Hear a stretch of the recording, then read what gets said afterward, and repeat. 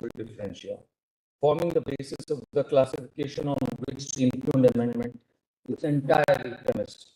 To that extent, the amendment is constitutionally indefeasible. However, excluding a large section of the equally poor and destitute individuals based on the social backwardness and legally acknowledged caste stigmatization from the benefit of the new opportunities created for the poor, the amendment practices constitutionally prohibited forms of discrimination.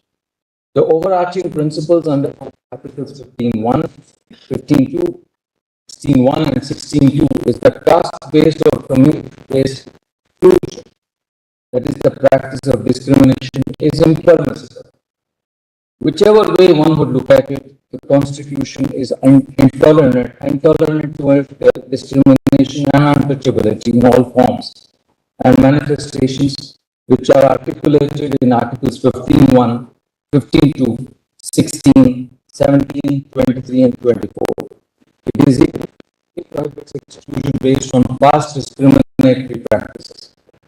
The exclusion made to the other than exclusionary clause negates these principles and strikes the heart of the Equality Code, specifically the non-discriminatory principle, which is a part of the core of the Constitution.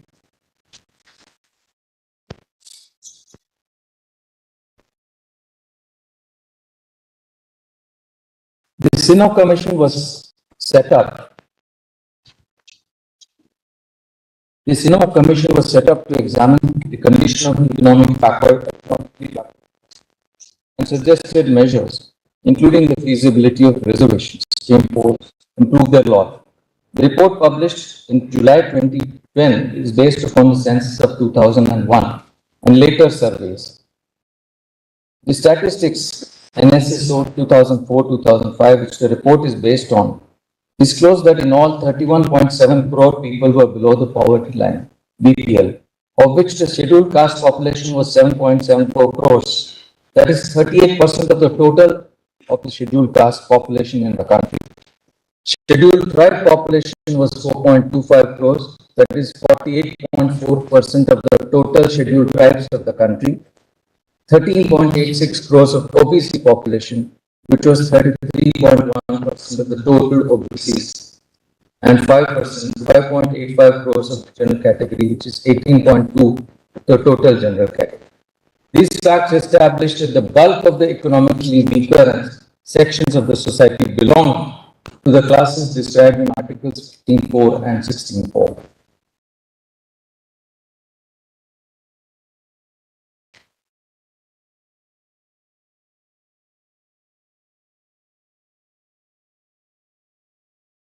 I pass on to question number 2, which is that unaided private institutions, including those imparting professional education, cannot be seen as standing out of the national mainstream.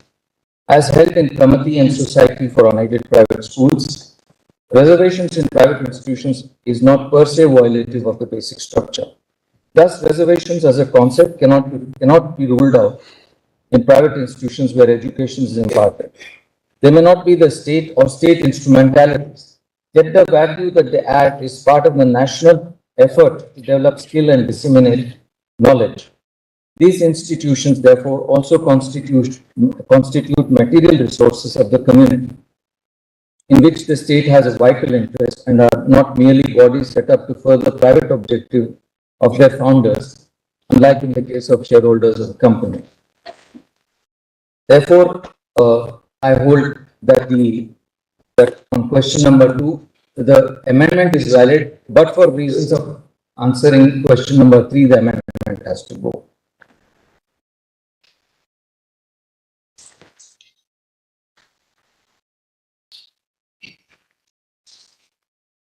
Before I sum up, I wish to address one point which the majority has dealt with, but more as a note of caution, because it is not necessary for me to deal with that aspect, which is the 50% cap.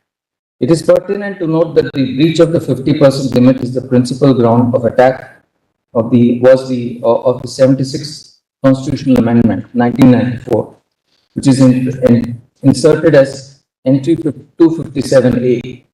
The Tamil Nadu Backward Classes, Scheduled Caste and Scheduled Tribe Reservation of Seats in Educational Institutions under the State Act 1993.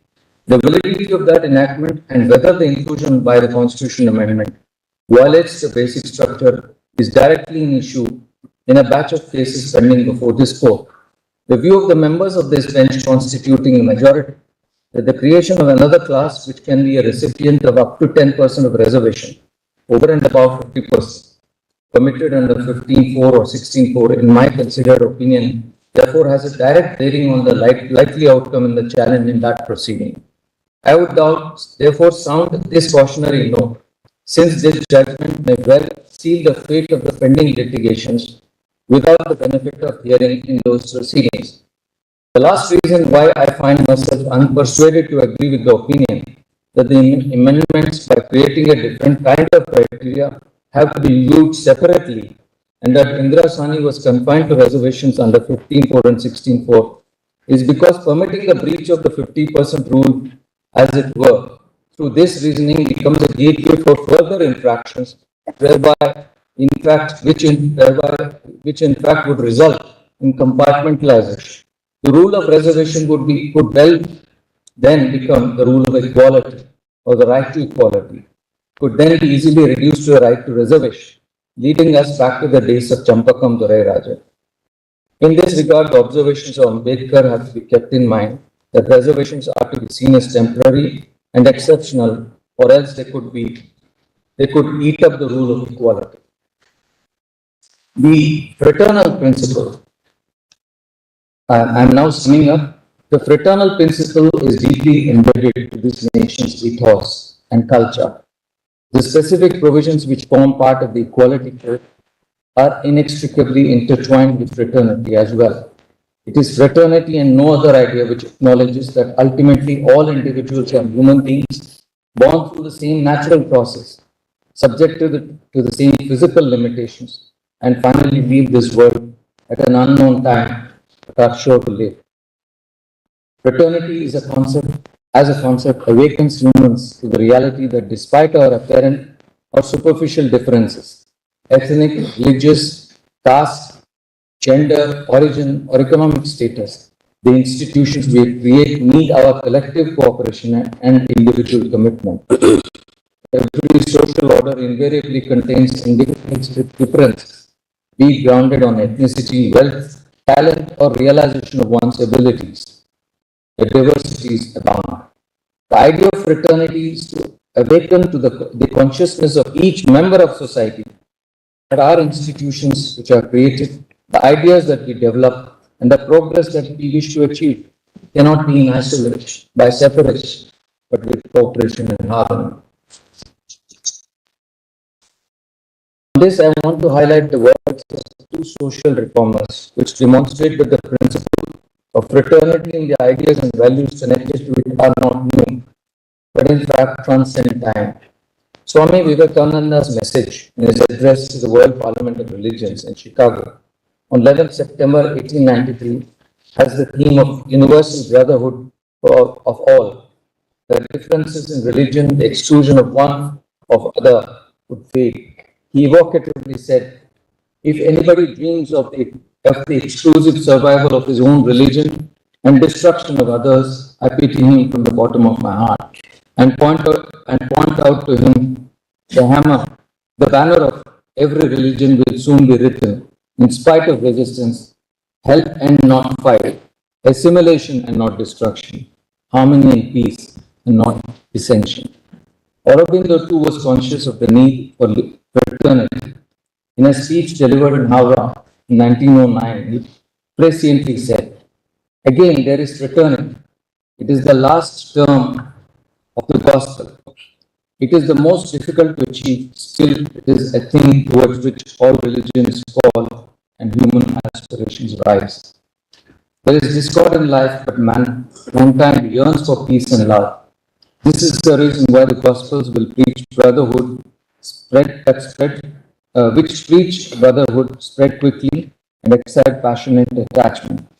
This was the reason for the rapid spread of Christianity. This was the reason of Buddha's spread in the country and throughout Asia. This is the essence of humanitarianism, the modern gospel of love for mankind. None of us have achieved our ideals, but human society has always attempted an imperfect and limited fulfillment of them. It is the nature, the dharma of humanity, that it should be unwilling to stand alone. Every man seeks the brotherhood of his fellow, and we can only live by fraternity with others. Through all its differences and discords, humanity is striving to become one.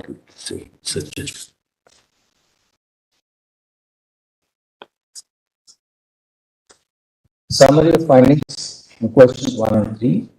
On question 1, it is held that the state's compelling interest to fulfill the objectives set out in the directive principles through special provisions on the basis of economic criteria is legitimate. That reservation or special provisions have so far been provided in favor of historically disadvantaged communities cannot be the basis for containing that other disadvantaged groups who have not been able to progress due to the ill effects of poverty should remain so, and the special provision should not be made by way of affirmative action. Therefore, the special provisions based on objective economic criteria is per se not violated. However, in answer to question 3, I highlighted the framework within which has been introduced by the impugned amendment by excluding backward classes. According to me, this is violative of the basic structure. A universally acknowledged truth is that reservations have been conceived and quotas created through provisions in the Constitution only to offset fundamental, deep-rooted generations of wrongs perpetrated on entire communities and castes. Reservation is designed as a powerful tool to enable equal access and equal opportunity. Introducing the economic basis for reservation as a new criterion is permissible. Yet, the othering of socially and educationally disadvantaged classes, including SCs, SCs, and OBCs, by excluding them from this new reservation on the ground that they enjoy pre-existing benefits, is to heap fresh injustice based on past disability. The exclusionary clause operates in an utterly arbitrary manner.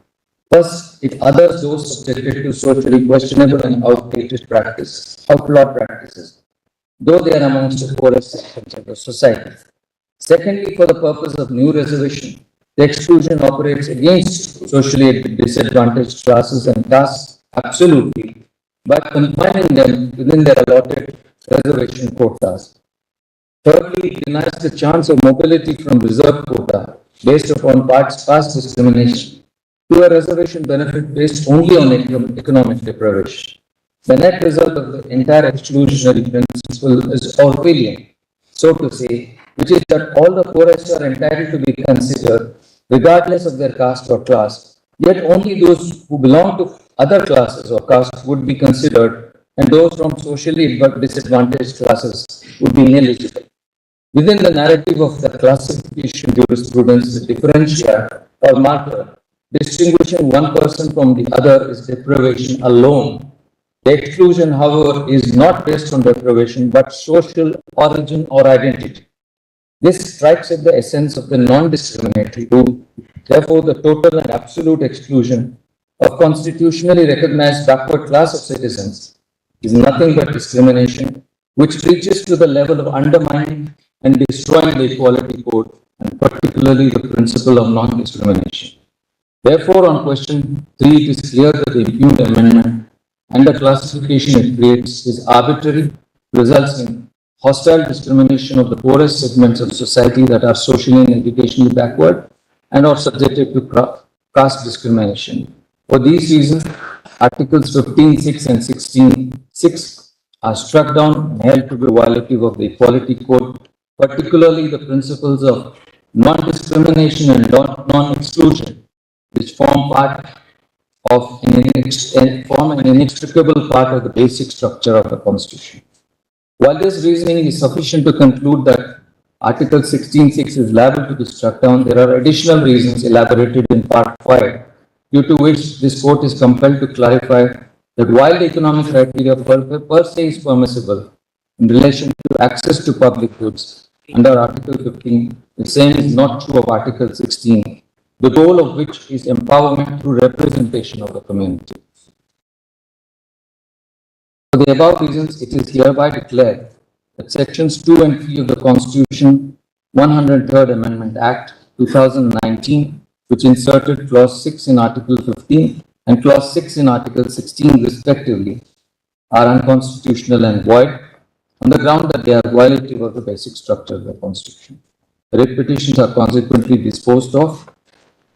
It would be in order to place my gratitude and appreciation for the valuable assistance rendered by all counsel and all the counsel assisting them.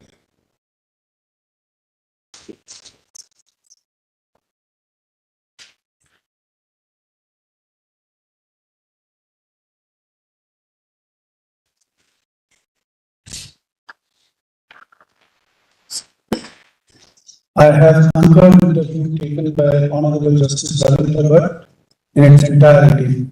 So effectively, the decision speaks to prove. Oh.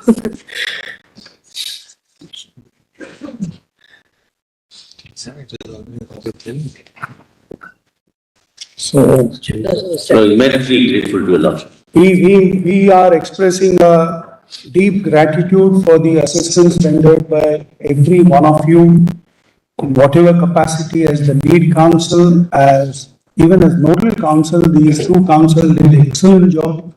So it was a great learning experience for all of us, and this I express gratitude on behalf of all the members who are part of this bench. My colleagues also join me in expressing that. Thank you so much. Pleasure to argue before your lordship. Greatly obliged. We are grateful for your lordships to accommodate and hear everyone. We are very grateful for that, your lordships. The operative portion will be like this. In view of the decision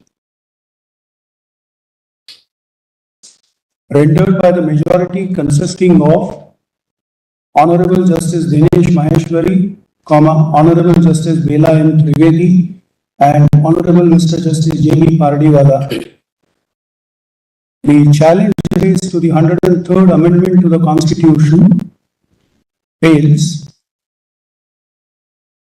The writ petitions and other proceedings filed in that behalf stand disposed of accordingly. Thank you. Grateful to your lordship. Sir, may I also thank the bench for a very patient and very. It was a great learning experience, Dr. Mohan Gopal. Grateful. Grateful.